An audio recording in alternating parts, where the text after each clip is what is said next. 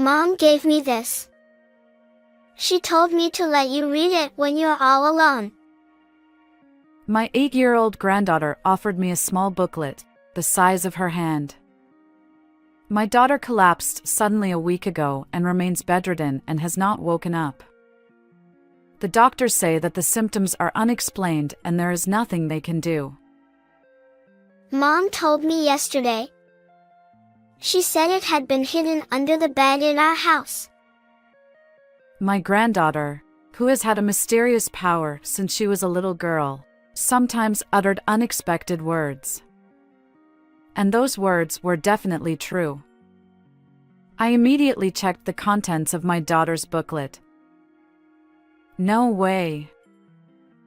Then, I found a horrifying story that made my hair stand on end. My name is Ari and I am 65 years old. I have lived alone since my husband passed away 15 years ago, but I have never felt lonely. This was because my daughter and her husband and granddaughter live in an apartment 10 minutes away from my house by car, and I saw them often. Cindy and her husband Dan are both 37 years old.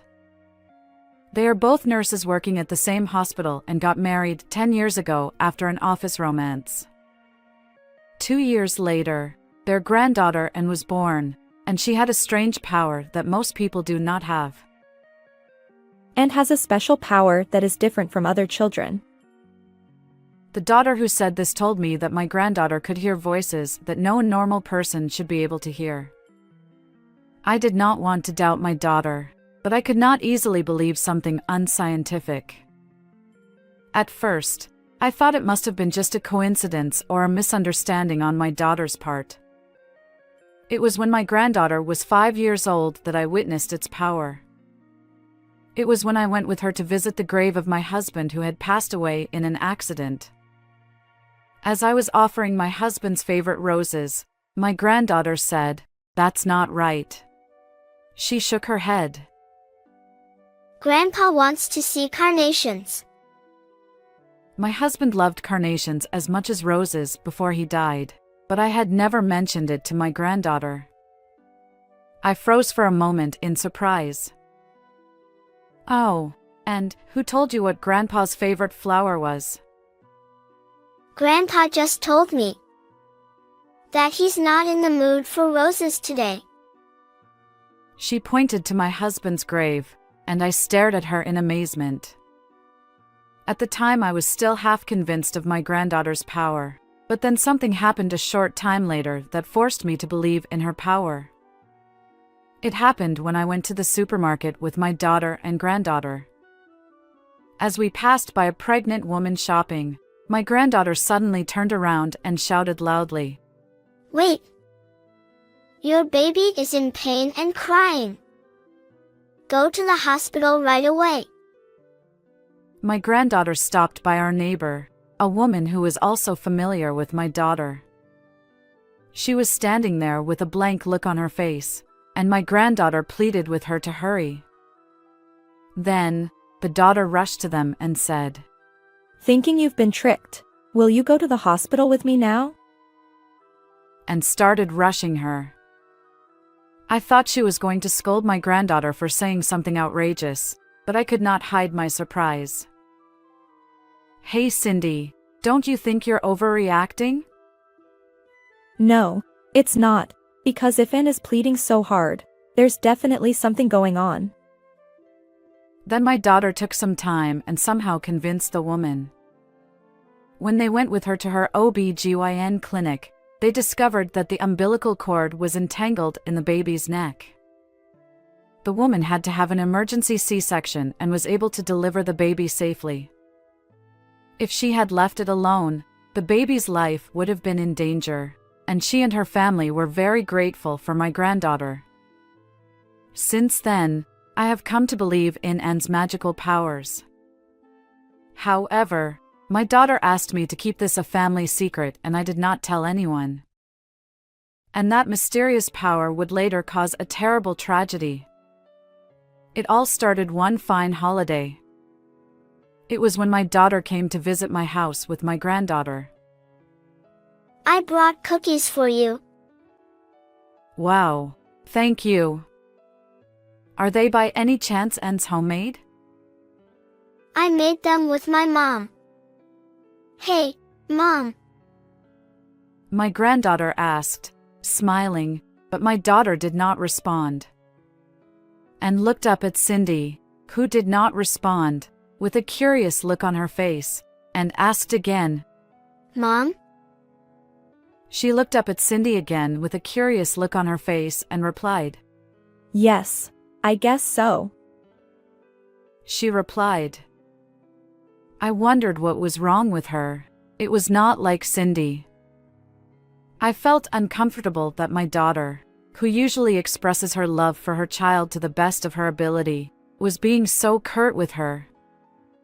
She continued to act strangely after that, and no matter what I tried to say to her, all she would say was, well, or yeah, as if she was not in the right place at all. I sensed that something was wrong with my daughter. I asked her, Hey, are you okay? If you have any problems or concerns, just tell me. My daughter seemed lost for a while, but then she opened her mouth with a troubled look on her face. Actually, Dan and I had a fight. It was the night before that day. My son-in-law, who had seen a program about a child with psychic powers, suddenly said, Let's use Anne's powers to make money. The daughter said, If she has this power, she'll pull out the TV. If she has this power, she'll be all over TV.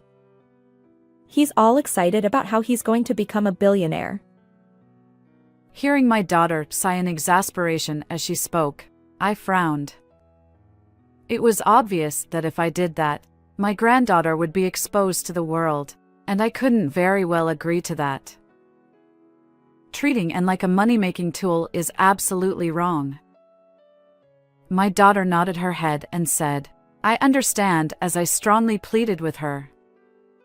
She thought it was up to Anne herself to decide when she was older whether or not she wanted to make her magical powers known to the public. I agreed with her and was relieved that Cindy had some common sense in her thinking. Have you told Dan how you feel? Yes, but he didn't seem too convinced. She really still wanted to discuss it, but her granddaughter, who had been sleeping, woke up and the conversation became moot. I was even angry at my son-in-law, but my daughter said she would not question him any further now. We were just talking the other day about how we want to build a house soon, and I think he's just temporarily feeling more comfortable with money. My daughter defends Dan by saying so. If Cindy, his wife, is like that, it is not for me to say. I decided to trust my daughter's judgment that my son-in-law's comment was a temporary distraction. A few days later, something unforgivable happened that I could not think of in that way. That day I was at a big park with my daughter, her husband, and my granddaughter. I was concerned about my son-in-law, but I was relieved that it was an unnecessary worry, as both my granddaughter and daughter were treating each other as usual and enjoying themselves as a family. However, that was a big mistake. The moment my daughter left my granddaughter's side to go to the bathroom, my son-in-law took her to the square where there was a street performance. As I followed him, wondering what was going on, my son-in-law suddenly picked up my granddaughter in his arms and lifted her as high as he could. Then, he took an extraordinary action. This kid has a mysterious power. She can hear the baby in her mother's belly. Showing and held up high to the people around her, the son-in-law shouted out loud while moving in a circle around her. I was so surprised that my son-in-law started to do something so strange that I froze for a moment, but I immediately grabbed his arm to stop him. Hey, stop it! It's none of your business. Don't interrupt me. He didn't listen at all and shook my hand off. This kid is the child of God. He raised his voice even higher. Families and elderly couples walking in the park were glancing at us as if they were looking at something strange. I was rapidly becoming impatient, and just as I was about to do something to stop them, my daughter came dashing back when she heard my son-in-law yelling. What are you doing? Put it down right now. My daughter stormed at my son-in-law with great force. Overwhelmed by Cindy's anger, the son-in-law reluctantly put down his granddaughter. My granddaughter, who had been held in his arms forcibly and roughly pushed around, was on the verge of tears. Anne, are you okay? That was scary. My daughter stared at my son-in-law with a stern face as she hugged my granddaughter with tears filling her eyes. However, my son-in-law turned away and pretended not to know. Cindy knew she couldn't go on like this, and when Anne calmed down, she said, I'll talk to him for a minute. And left the place. While we were waiting for them, my granddaughter and I decided to go to a place with a lot of playground equipment and play. At first, my granddaughter still looked a little frightened, but as we played together, she regained her energy, which was a relief. A short time later, it was only my daughter who returned to us. She told me that her son-in-law had left sulking after an argument with Cindy. While I was listening to her story, I noticed a fresh scrape on my daughter's elbow. What happened to that injury? Actually, Dan got mad and pushed me. Really? Are you okay? I'm fine, and we'll talk about Anne when we get home, so don't worry. I told my granddaughter not to worry. Dad went to work suddenly. After that, just the three of us played together until the sun went down. To be honest, I was full of anxiety. I wanted to call my son-in-law and say something to him, but I thought he would feel bad if I, his mother-in-law, spoke out of turn, so I decided not to say anything. A few days later, I received a sudden call from my son-in-law. Shockingly, he informed me that our daughter had collapsed and was unconscious. She was perfectly fine when we last met. Why? Our daughter had been transported to the hospital where Dan worked, and I hurried there. Despite various tests, the cause of her collapse remained unknown, and she continued to sleep without waking up. I visited her every day, and during one of those visits, I encountered my son-in-law, who had been checking on our daughter's condition between work hours. I had taken comfort in the fact that he cared about our daughter even after our arguments, but later, I would discover that this was a significant misunderstanding. A week after our daughter collapsed, a significant event occurred. Our granddaughter, who had been visiting with us during our daughter's hospital stay, discreetly handed me a booklet. Grandma, take a look at this. She whispered. She glanced around, ensuring no one was nearby, and seemed quite cautious. What's this? It's from Mom. She said you should read it when you're alone. Our granddaughter explained. But when did she give this to you? Yesterday. Mom told me it's hidden under the bed at home. Yesterday, our daughter was already in a coma. Our granddaughter claimed she heard Cindy's voice using her mysterious ability. Perhaps it's akin to a sixth sense. As soon as I picked up the booklet, I felt a shiver run down my spine. No way. Fearfully, I opened the booklet and found something terrible written in it. Immediately, I became suspicious of my daughter's sudden collapse, and examined her body, which was still asleep. I looked at her head, face, and body in order, but there was nothing unusual. However, just to be sure, I took off her underwear and found something extraordinary. Unable to stand still, I immediately went to my daughter's house we entered the house with my granddaughter's duplicate key and decided to thoroughly inspect the inside. I noticed a laptop computer on a desk in the corner of the living room. Curious, I decided to take a look at it, but it was locked. Grandma, look behind the desk. My granddaughter said to me as I was at a loss. I looked behind the desk as she told me, and found a piece of paper with a PIN number written on it. A few days earlier, she had dropped her pencil under the desk while doing her homework and found the paper by accident. I can't believe he keeps track of his passwords this way. My son-in-law must have changed his password so often that he could not remember it himself. So much so that there is something in here that should not be seen by others. Fearfully, I typed in the numbers on the paper, and the computer started up. As I carefully looked at its contents one by one, I discovered something unimaginable in a file at the edge of the screen. Oh no! What is this? The moment I saw it, I made up my mind that I would definitely grab the tail of the culprit who put my daughter in that state. And after executing one of my plans, I arranged for Cindy to be transferred to another hospital. Then that night, my son-in-law came over to my house in a great hurry. Why did you transfer Cindy to another hospital? He was so angry that he shouted at the top of his lungs, not caring about the neighbor's eyes even though he was on our doorstep. I thought it was the right thing to do, so I discussed it with her doctor and decided to do it. When I replied nonchalantly, his son-in-law raised his voice. Don't do anything selfish. My son-in-law raised his voice. I brought her all the way to the hospital where I work because I wanted to be close by and talk to her every day.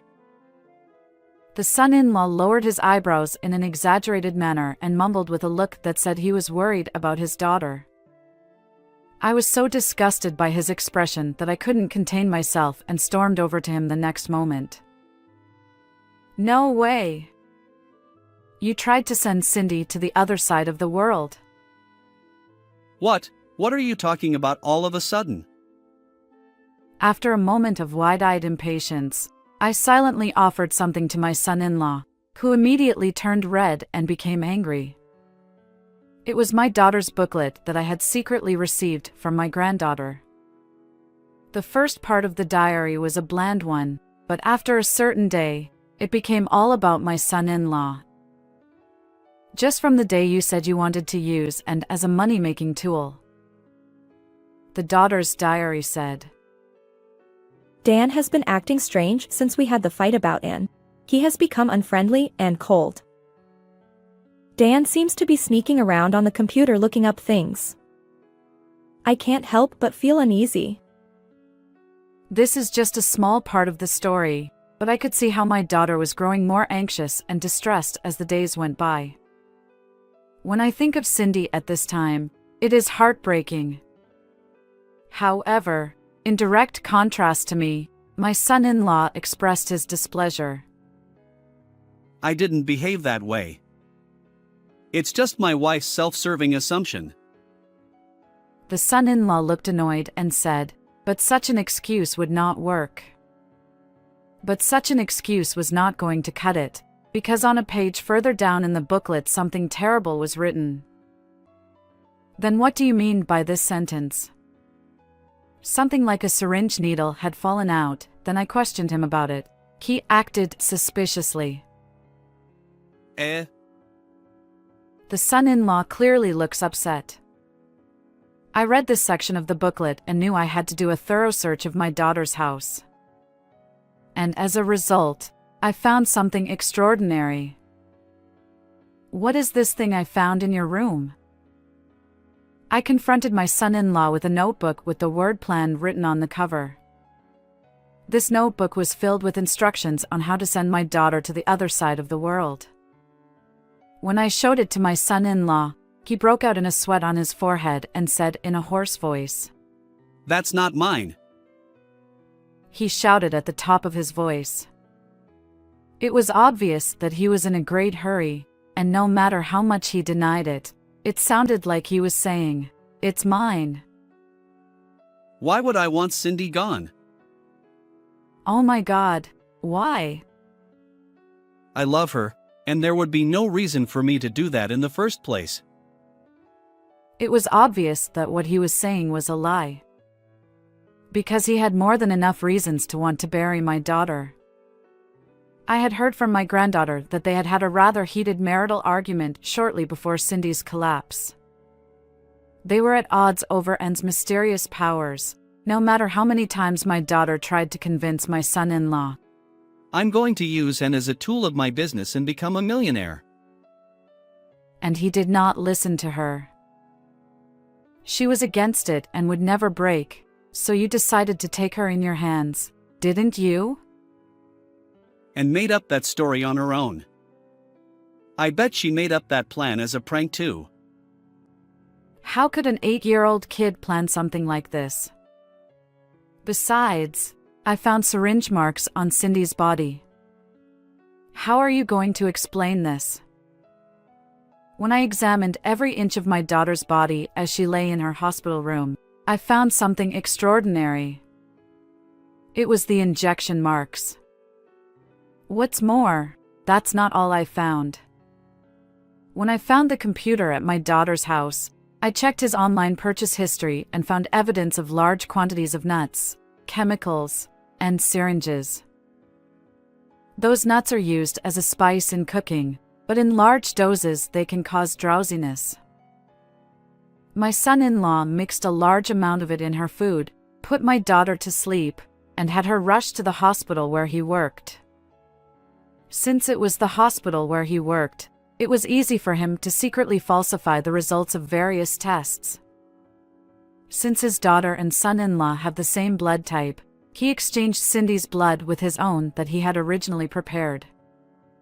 In this way, after hospitalizing his daughter, he kept putting her to sleep with this and that, and tried to extinguish Cindy's life by injecting drugs little by little with a syringe.